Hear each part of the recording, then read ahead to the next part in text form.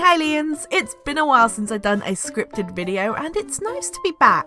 So with Hyrule Warriors Age of Calamity out and my Let's Play of the game now finished, and side note, if you haven't seen my Let's Play of the game, I recommend it. I think you'll enjoy seeing some of my reactions to some of the more interesting parts of that game's story, so I'll leave a link in the description and around the video to the playlist somewhere. But anyway, with the game out for a couple of weeks now, I'm sure many of you have been able to play a large majority of the game, if not all of it. And so I think it's a good time now to start talking and giving my thoughts on the game in some videos.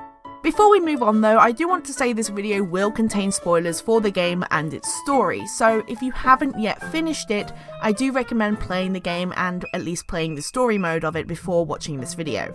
I don't like spoiling games, especially Zelda games, so go and maybe come back to this one once you have finished the game. So once I finished playing Age of Calamity, there was one thing outside of the game's story that I haven't been able to stop thinking about, and that is DLC. Age of Calamity does have a lot of content, but comparing it to the original Hyrule Warriors does make it look pretty small. And there is a good reason behind that. The main one being that this game is more focused on the story, so I'm guessing most of the time went into that. If you've played the original Hyrule Warriors, then I'm sure you'll know that that game is packed with content from the start, and once they added in DLC, it honestly got a little overwhelming to complete with the amount of things to do. I'm pretty sure that Age of Calamity will be getting DLC at some point down the line, whether that be sooner or later. These types of games are very common to have DLC adding in new content, and I don't think this will be the exception. Especially as looking at the character screen for playable characters, once unlocking all of them, you'll see that there is room for at least 6 more playable characters. Today I want to talk about a couple of ideas that I would like to see brought to this game as DLC. I'm going to split the ideas up into different segments so I can focus on each before moving on to the next idea. So let's get started with the first DLC idea.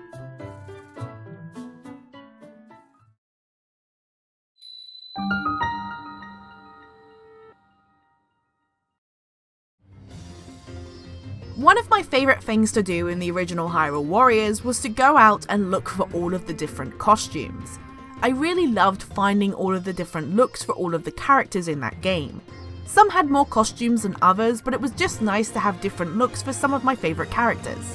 I was a little disappointed with the lack of customization of playable characters in Age of Calamity, outside of Link.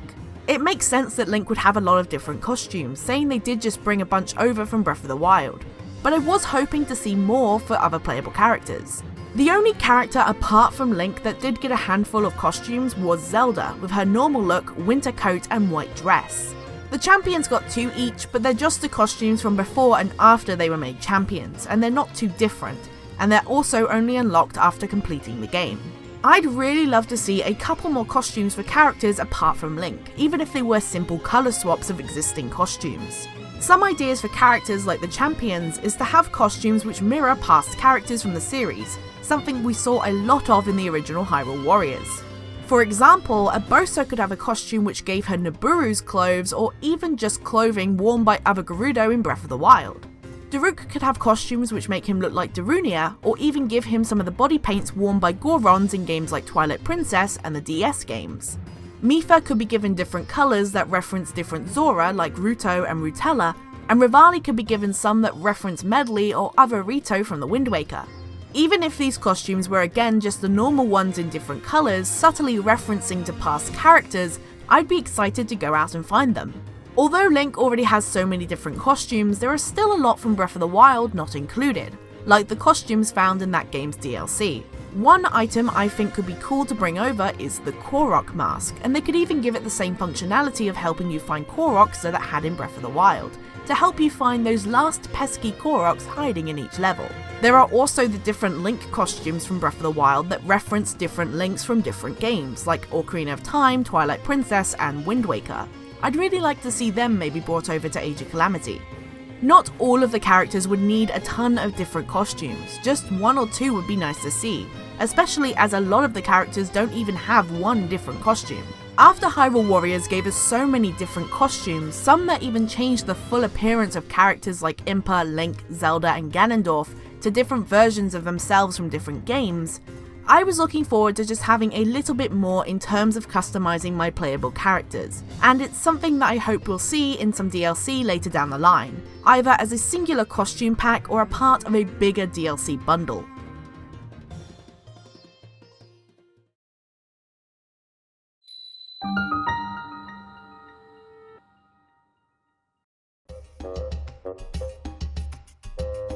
This next category is fairly simple: new characters. I think it's a given that we'll be getting a couple more characters added to the game down the line, as either paid or free DLC, especially saying, as I mentioned before, we still have room for at least 6 more characters on the character select screen. For the characters that could come as DLC, I wanted to stay with those that could work in this game, so no one from outside Breath of the Wild or Age of Calamity. Characters like Tingle, who we haven't seen or heard anything about at this time already. Let's start with Purah and Robbie. I'm not too sure if these two would be brought in as playable characters, as they do seem pretty set as side characters, but with them already being big fan favourites, I feel if the developers wanted to, they could make a moveset for both of them. Next is Kilton. I've spoken a little bit about him maybe being a playable character before the game was out, and I still think he could possibly turn up. In Age of Calamity, you have little events where you actually are told about him, so we know that he's still somehow alive at this time. Perhaps he could be unlocked in a similar way to the Great Fairies and Monk Mars Koshir, where you do a handful of battles relating to him and then have to fight him yourself before unlocking him. Kilton is an interesting character who many people enjoy, so with him already being referenced to in Age of Calamity, I don't think it's out of the realm of possibility that he could turn up as DLC. And finally, there's Kaz. With characters from Breath of the Wild already being brought to this game through the help of time travel, I can see them adding another couple of time traveling characters to the roster in DLC. And out of all of the characters in Breath of the Wild not already included in Age of Calamity, I think the most popular and most memorable of them would be Kaz. I feel Kaz would be such a fun character to have join Age of Calamity. He could use his accordion to maybe fight in a similar way to how Sheik did in the original Hyrule Warriors, using it to play magical songs that hurt the enemy and help him. Also, with him being a character who does seem to be interested in the past and likes to help Link in Breath of the Wild a lot, I think he would enjoy coming back in time to see those past events he's spoken of so much. Now, I do have 2 more characters, but I want to talk about them a little bit more in my next segment, side stories.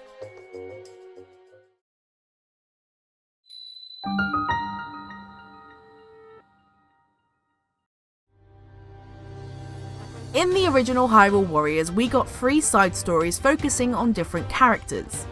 Sia's story, where we got to play as Sia, Volga and Wizro, the 3 new villains made for that game, where we got to see what they were doing during the events of the main story. Linkle's Tale, where we got to play as the new character Linkle as she travelled around Hyrule trying to find her way to the castle, but ultimately getting lost again and again. And the Wind Waker story, which was added on to the end of the main story but focused on the newly added Wind Waker characters and maps. These side stories were fairly short, only being around 4 to 5 levels long, but they were a lot of fun and really much appreciated.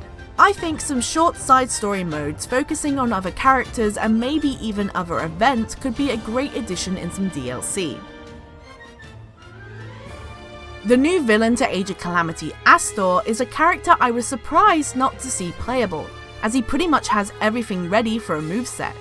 As he wasn't a playable character in the base game, I can really see them adding him as a playable character alongside a short side story focusing more on him. We don't know all that much about Astor apart from him coming from a small village. The village is never named, but it's very likely to be Hetano. It's also heavily implied that this character is indeed the fortune teller talked about in Breath of the Wild. Perhaps a DLC story pack could start years before the game, where we get to see him first telling the King of Hyrule about the arriving Calamity, and then moves on to showing us more of why he's actually working with Ganon, and also show us what he's doing behind the scenes during the Calamity's revival. Astor is a character that myself and many other fans are already really interested in, so getting to find more about his backstory would be really great. Another character not playable in Age of Calamity that I think could work as one and fit perfectly into a side story is Suga. The Yiga in Age of Calamity are one of the highlights for me. They're all really entertaining, but obviously Koga and Suga are the standouts. It was really disappointing to see Suga was killed off in the story of this game, as I found him to be a really interesting character, that like Astor, I wanted to see more of. The Yiga are shown a lot more in this game than they were in Breath of the Wild, but I still find myself wanting to know more about them. Very much like what I said for a DLC focusing on Asta, I think a DLC story pack focusing on Suga could show us what him and even Koga were up to leading to the Calamity. Maybe we could even get to see more of why they ended up working with Astor, and perhaps we could even find out a little bit more of the history of the Yiga. An idea I came up with to finish this story could be us playing as Koga as we have to fight against a malice-corrupted Suga. We know that the two of them went to fight against Astor after he killed many of their people. So what if Astor was able to corrupt Suga with malice, making Koga then have to fight for his life against one of the people closest to him? It's a little dark, but I think it could be something that could be interesting to see, and I definitely would like a fight against a malice-corrupted Suga. The final idea I had for a side story is a set of levels focusing on the true ending. By now, it's pretty easy to tell that Age of Calamity is either set in another timeline or simply isn't canon. I love this game and its story, but still a part of me wishes we got the story we were led to believe we would get. The true story from 100 years ago, which leads to the death of the champions and downfall of Hyrule. I think this would be a perfect addition in some DLC. Many people still want to see these events, and it's not like you would need to make a full new story with around 20 levels. They could keep the events before the Calamity's return the same, but add in levels for the main events coming after. In the main story of Age of Calamity, the Calamity arrives before Zelda can even get to the Spring of Wisdom. So in this story, it could start with her and Link coming down and meeting back with the champions, like what we see in the memories in Breath of the Wild.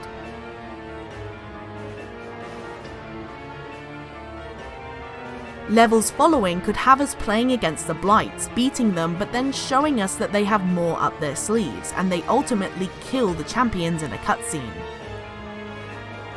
The Fort Totano level could lead to Link's death, showing us what we see at the beginning of the game and what we see in the memories of Breath of the Wild. They could even show us Link being taken to the Shrine of Resurrection. The story could then finish with us playing as Zelda fighting the Calamity, only to then see a cutscene of it coming back again and again to represent her seemingly never-ending fight with him for 100 years. For characters like Impa and Terrako, who stay with Link and Zelda for all of Age of Calamity, but obviously were not with them in the original memories, you could have Impa maybe need to leave to help with something in Kakariko Village, and, well, Terrako was locked away in a box when all of this was happening. It could even be that we play the ending of the game, the downfall of the champions, Link's death and Zelda's fight, but all events before the Calamity's return are simply not shown to us, or shown to us in a cutscene, showing us that at this time Terrako and Impa were not involved in the Princess and Hero's adventure. I think a small side story focusing on the main points of what happened during the Calamity's return would be a nice way to add to this game, the original story of Breath of the Wild, and give people who both enjoyed Age of Calamity's story and those who wanted to see the story we were originally told about something more. It would essentially be the what if scenario, but it's the real scenario. Of course, if we got these modes, I'd love to see fully voice acted cutscenes again, like what we got in the main story. But the more simple text scenes like what we got before loading screens voiced by King Rome or Princess Zelda would work just fine.